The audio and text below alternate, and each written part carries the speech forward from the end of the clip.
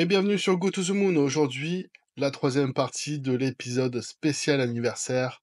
On fait le tour du portefeuille. Pour ces actions, mon mindset, c'est... Tenez la ligne!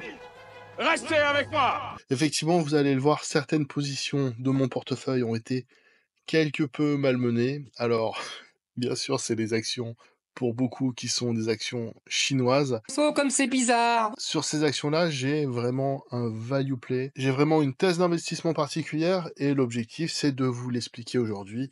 Alors, on va faire le tour de ce qui reste d'actions que je ne vous ai pas présentées. Let's go! Alors, on commence par Newmont.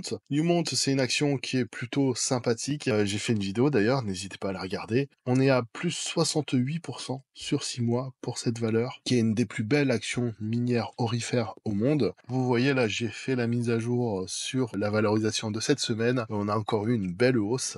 Pour Barrick Gold, c'est pareil. Plus 36% sur 6 mois, donc c'est quand même plutôt pas mal, hein, on va pas se mentir. Barrick Gold et Newmont, c'est pour moi deux très très belles valeurs que je compte garder tant que le cours de l'or reste haut. Et pour moi, je sais pas si vous vous rappelez, je vous avais montré un graphique de valorisation entre la valo des minières aurifères et la valo de l'or, et on avait vraiment une distorsion entre les deux cours qui devrait appeler une sorte de correction, de retour à la moyenne. Et donc c'est, outre le cours de l'or qui est très haut, c'est ce retour à la moyenne que je joue pour Barrick et pour Newmont. Pareil, hein, une très très belle progression sur cette semaine, 8,9% pour Barrick là, actuellement. Alors bien sûr, quand on voit le cours de l'or, il n'y a pas si longtemps que ça, je vous disais 2002 c'est top, 2004 on n'a jamais été aussi haut, on fait les all-time high au niveau de la valo de l'or, et là on a atteint les 2006 dernièrement, donc on est en avance sur ce que je vous disais sur la vidéo sur l'or, où on prévoyait à peu près 2006 sur l'année 2025, donc voilà un cours qui ne fait que s'apprécier au gré des événements géopolitiques, de la baisse des taux directeurs, ça devrait continuer, voire même s'amplifier pour l'or, et donc le positionnement sur les minières ne semble pas idiot, étant donné que acheter de l'or à 2005-2006 ça paraît déjà excessivement cher, donc le potentiel de gain est peut-être un peu faible. Par contre, sur les minières, on a encore un potentiel de gain qui est énorme, parce que si on considère que 2005-2006 on va rester stable sur ce cours sur les mois à venir, ça veut dire que le prochain trimestre et le dernier trimestre de l'année seront excellents pour les minières aurifères, et donc le cours devrait continuer à s'apprécier au fur et à mesure du temps. Ça va chauffer! En parlant de value play et d'entreprises sous-cotées, je vous invite à regarder d'ailleurs la vidéo que j'ai faite sur Cisco. On a un cours de l'entreprise qui est plutôt flat, hein. Alors, ma théorie quand même, c'est que je pense que les institutionnels qui ont perdu beaucoup d'argent sur Cisco lors de la bulle .com, pour certains, on a forcément des gens qui se sont dit « Plus jamais je n'investirai sur Cisco, on ne m'y reprendra plus ». Non, non, non, non, non, non, non! Et peut-être que ça a un impact sur le cours de Cisco, parce qu'effectivement, si on met en corrélation les chiffres et le cours de bourse, c'est quand même assez décorrélé. Alors un Q4 2024 qui est plutôt bon, des commandes qui sont en progression, avec plus 14% year-on-year, et on voit tout de suite l'impact de Splunk sur les commandes, qui représente 8% de la croissance, donc c'est franchement Splunk, c'est plutôt une bonne acquisition. On le voit d'ailleurs dans toute la publication de résultats, et on a un programme de rachat d'actions avec 3,6 milliards qui sont retournés aux actionnaires. Voilà, Cisco, ça reste une très belle boîte avec une grosse génération de free cash flow. Par contre, on a un revenu qui baisse, hein, de 15 milliards contre 13 milliards en 2024 sur le Q4. Par contre, en quarter to quarter, on a une petite progression, donc voilà, les résultats sont assez mitigés, et je voulais quand même attirer votre attention, pour ceux qui n'ont pas vu la vidéo sur Cisco, on a des marges qui sont absolument colossales, 67,9%, je sais pas si vous imaginez. Et donc là, effectivement, on voit l'impact de Splunk. Alors le chiffre d'affaires souffre principalement sur le networking, le matos, les routeurs, les réseaux, etc. Sur tout le reste, on est en forte progression, et on voit l'impact de Splunk sur le chiffre d'affaires de la cybersécurité. Oh wait, super grosse méga tendance. L'observabilité, donc ça représente pas beaucoup de chiffre d'affaires, mais on a une belle progression grâce à Splunk. Et les services aussi, où on a tout de même un gros chiffre d'affaires avec une croissance qui est quand même plutôt intéressante, et 4% qui sont dus à Splunk. Donc l'achat de Splunk super bon play et le networking qui, à mon avis, devrait continuer de ralentir, mais on devrait limiter les dégâts étant donné qu'il y a beaucoup de capex qui vont se débloquer. La lame de fond intelligence artificielle va commencer à déployer et commence déjà à déployer énormément de data centers, énormément de matériel qui sont achetés pour pallier à la demande. Il faut savoir que sur le cloud et sur la partie intelligence artificielle, vous installez des capacités de calcul, dans la foulée, elles sont louées. Donc, il n'y a pas de problème de chiffre d'affaires à ce niveau-là. Donc, les capex vont forcément exploser sur tout ce qui est data center, jusqu'à, bien sûr, comme d'habitude, arriver à des surcapacités qui feront baisser les prix, etc., etc. Mais vous connaissez le schéma. Et pour Cisco, ce que j'aime beaucoup aussi, c'est qu'ils ont réussi à mettre en place des revenus récurrents qui sont en forte augmentation de quarter en quarter, et sur l'année aussi, hein, d'ailleurs, avec des pourcentages vraiment à 22% en year on year. Que le fait d'avoir des sources de revenus récurrentes, ça permet d'aller chasser plus facilement de la croissance, où chaque année, vous ne repartez pas de zéro pour aller chercher du chiffre d'affaires. Vous avez déjà un socle de revenus récurrents qui vous permettent de vous déployer, d'avoir des capacités d'action, des capacités pour aller acquérir des clients, pour aller faire de l'innovation, pour aller faire de la conquête ou de l'élevage. Alors, les revenus pour la guidance 2025 qui sont plutôt prudents. Donc on a une baisse sur les revenus et là on a une hausse vraiment très modeste avec un maintien des marges. Alors les operating margins 32-33%. On a quand même des operating margins qui sont vraiment très confortables pour Cisco. Donc on devrait avoir un earning per share qui sera plutôt sympathique pour l'année qui vient. Alors, on parlait de tenir la ligne, d'être solide sur ses appuis, d'être costaud. Weibo, c'est une valeur qui a souffert énormément.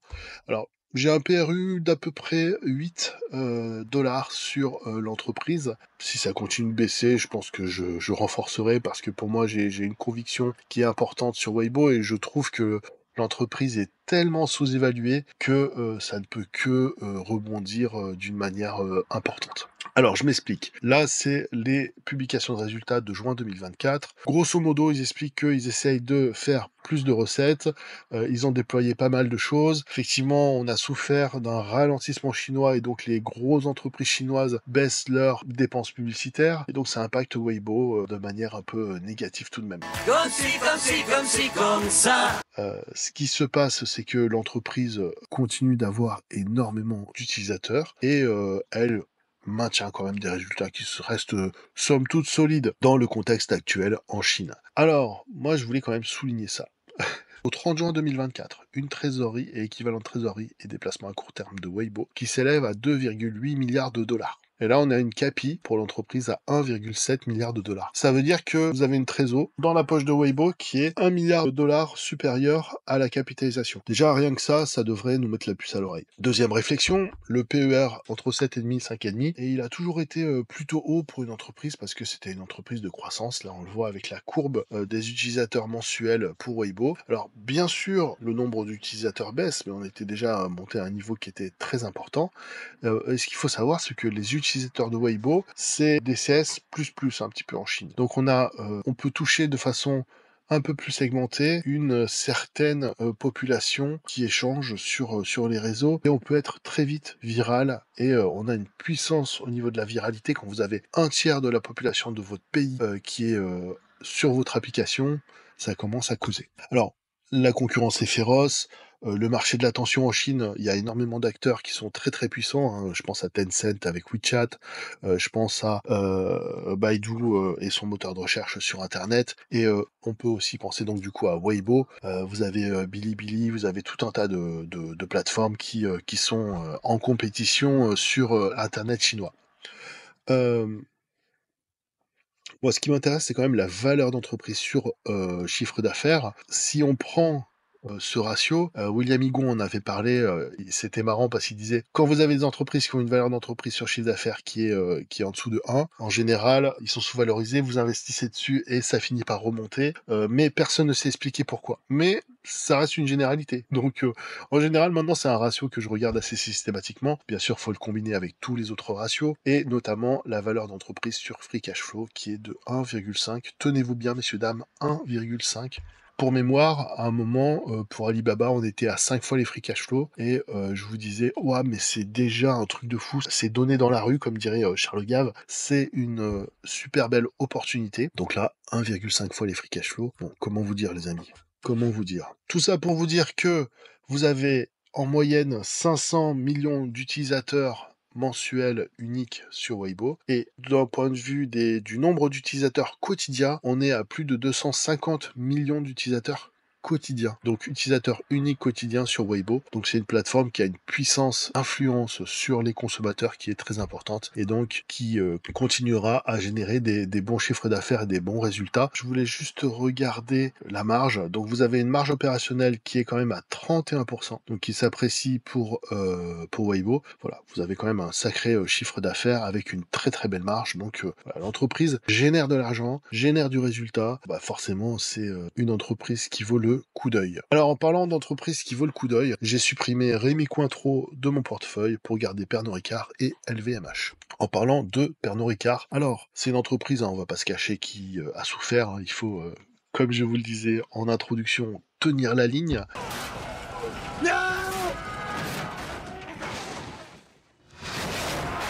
Être solide sur ses appuis et malheureusement on a des news flow des fois qui sont plutôt négatifs concernant Ricard. Alors, Pernod Ricard avait signé un accord avec le PSG, les supporters de l'Olympique de Marseille ont appelé au boycott de la marque, etc., etc., parce que forcément, beaucoup vont vous dire, entre le PSG et Marseille, c'est de la rivalité, etc., etc., mais pour les supporters de Marseille, c'est pas de la rivalité, c'est de la haine. Donc forcément, vous avez des appels au boycott, etc., etc. Parce que quand on a un QI qui est inférieur à celui de Sébastien Delogu, on peut pas s'attendre à des miracles. Pernod Ricard qui annonce ce jour renoncer à son partenariat global qui devait le lier au Paris Saint-Germain pour promouvoir ses marques de whisky et de champagne à l'international. C'est juste que le groupe s'appelle Pernod Ricard, les mecs. Putain, quelle bande de débiles. Enfin bon, bref. C'est juste dommage parce qu'à mon avis, Pernod Ricard avait dû investir dans ce partenariat, d'ailleurs qu'ils avaient annoncé dans leur publication de résultats, ils avaient annoncé ce partenariat, et effectivement, quand vous annoncez officiellement un partenariat, ça veut dire que vous avez signé des accords, et quand on doit s'en dédire, et malheureusement,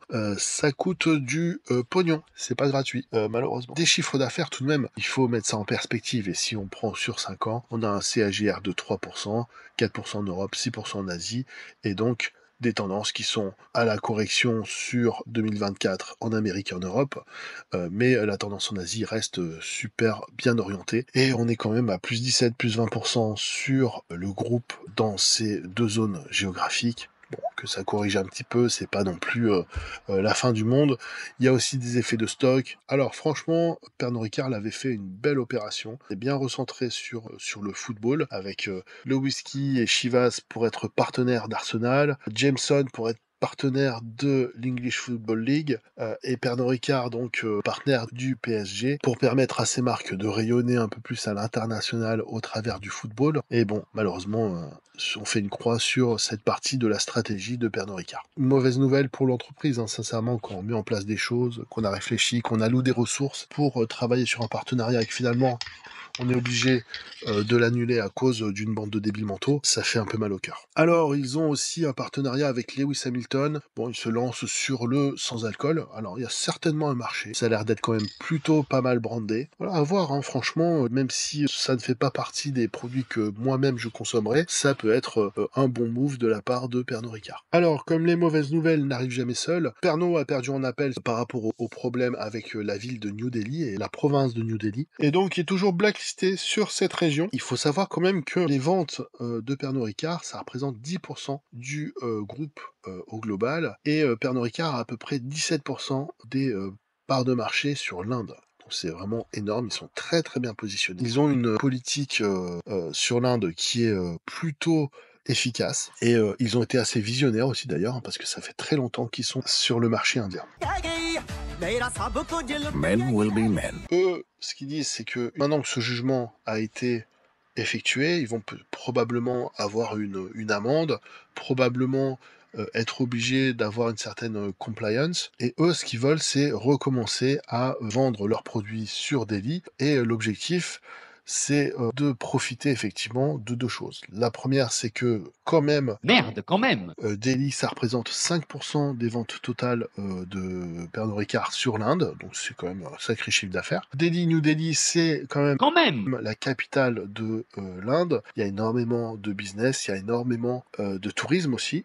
Et donc forcément, il y a énormément d'hôtellerie, de restauration, de boîtes de nuit, de débouchés, et ça peut être vraiment un boost pour les ventes globales sur le pays. Donc il faut être là. C'est comme si vous étiez numéro 1 en France et que vous ne pouviez pas distribuer vos produits à Paris. C'est quand même très très dommageable d'un point de vue de l'image. Je déclare les Schtroumpfs couverts. Alors il faut savoir que c'est 8% de progression du chiffre d'affaires en Inde. Pour Pernod Ricard, c'est des parts de marché qui sont très importantes. C'est une entreprise qui est leader sur l'Inde, notamment sur les whiskies et spiritueux, avec Royal Stag, qui est le numéro 1 des whiskies indiens. On a un potentiel énorme, on a une croissance énorme. Well, let's give them something to drink. Si Pernod Ricard arrive à enfin revenir sur New Delhi et à continuer à développer sa marque, ça sera un relais de croissance très fort pour les années à venir. Je voulais quand même faire une petite capsule sur la relation entre l'Europe et la Chine. Il faut savoir que suite aux annonces de taxes sur les véhicules électriques chinois, la Chine a répondu par... Premièrement, c'était l'année dernière sur une enquête sur les brandies, donc tout ce qui est eau de vie de vin, comme par exemple le cognac.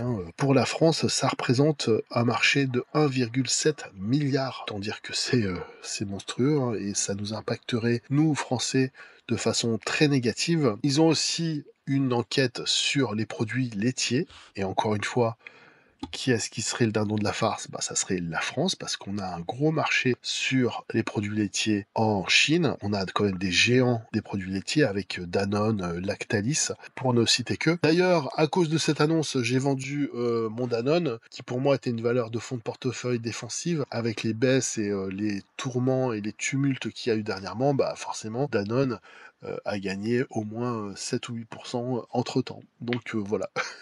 J'ai perdu une belle plus-value en opportunité sur Danone. Mais bon, on ne m'y reprendra plus.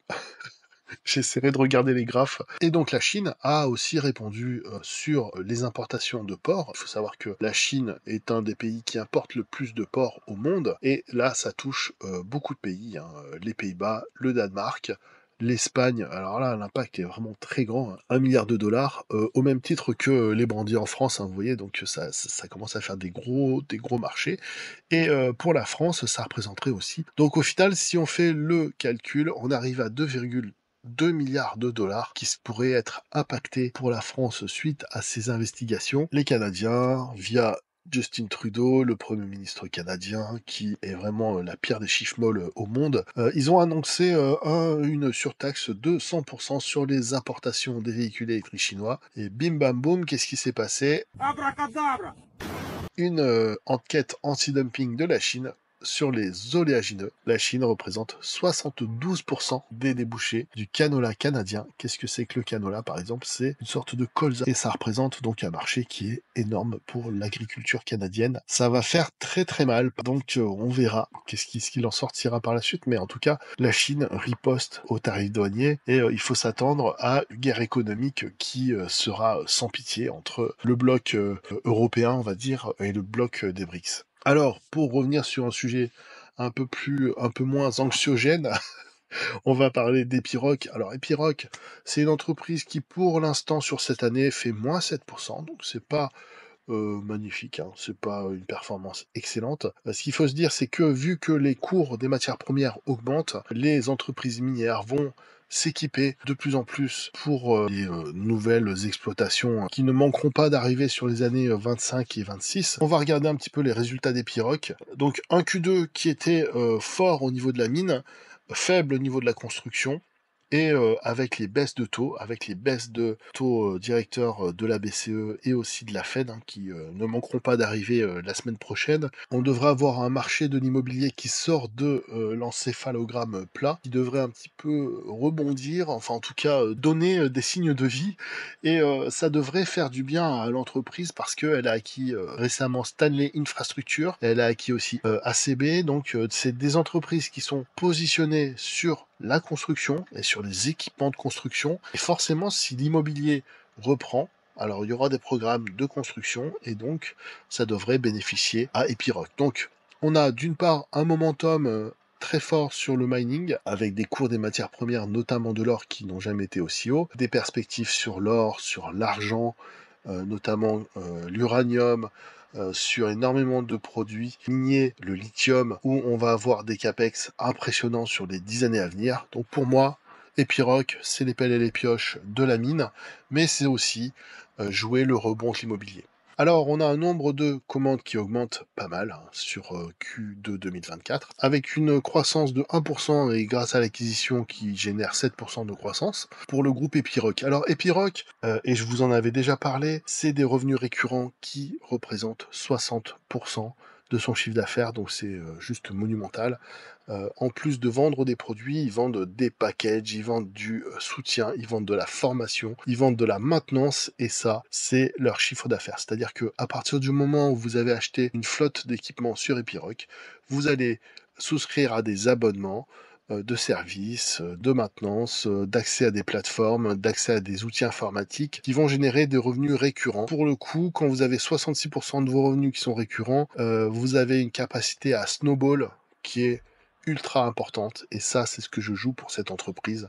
J'adore cette entreprise, je vais probablement renforcer incessamment sous peu, vu qu'elle a très peu performé cette année et que les perspectives sont belles. Alors, les perspectives sont belles, mais l'EBITDA est en décroissance, les revenus sont en décroissance, donc il faut quand même garder un peu de raison, mais voilà, on a une entreprise qui génère plus de cash flow sur 2024, alors la dette a explosé, mais l'acquisition de Stanley, c'est vraiment une grosse acquisition. On a un ROCE qui baisse, 22.4, il était à 28,01 en 2022, voilà, c'est quand même des signaux qui font que l'entreprise a quand même pas mal investi, et qu'il faudra voir les résultats sur les années à venir. Heureusement, c'est une entreprise qui est très bien gérée, c'est une entreprise solide, qui a une image de marque qui est forte, en tout cas dans l'écosystème du mining. Et sur les infrastructures, on va aller chercher des points de croissance. Et aussi, on a un point qui m'intéresse tout particulièrement, c'est leur présence en Inde. On sait qu'en termes d'infrastructure, l'Inde, ça va exploser.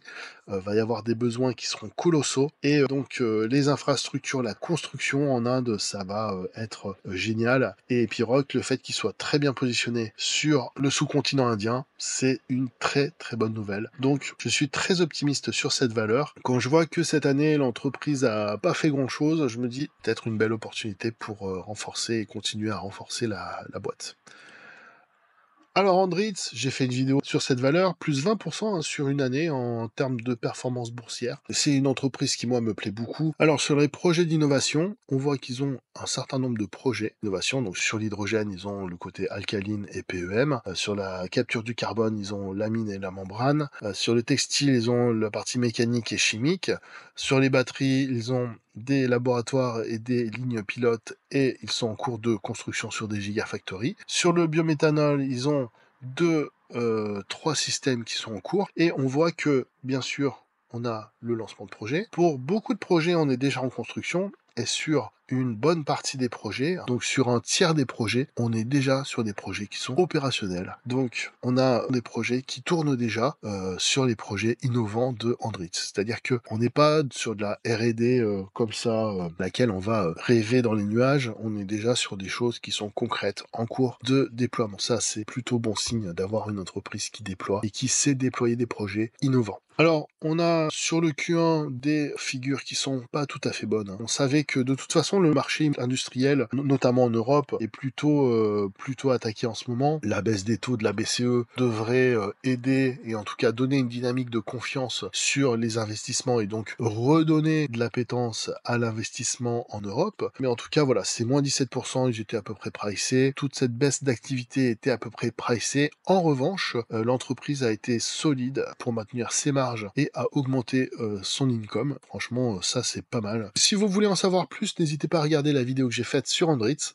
Allez, on enchaîne sur LVMH. Si vous voulez voir la suite de cette vidéo, donc la 4e partie, n'hésitez pas à venir la voir la semaine prochaine. Si vous avez regardé la vidéo jusqu'à la fin, je vous remercie de votre fidélité et je vous remercie de votre assiduité. N'hésitez pas à vous abonner, n'hésitez pas à partager la vidéo, ça me donne de la force et je vous remercie vraiment du fond du cœur pour votre engagement auprès de ma chaîne et je vous dis à très bientôt.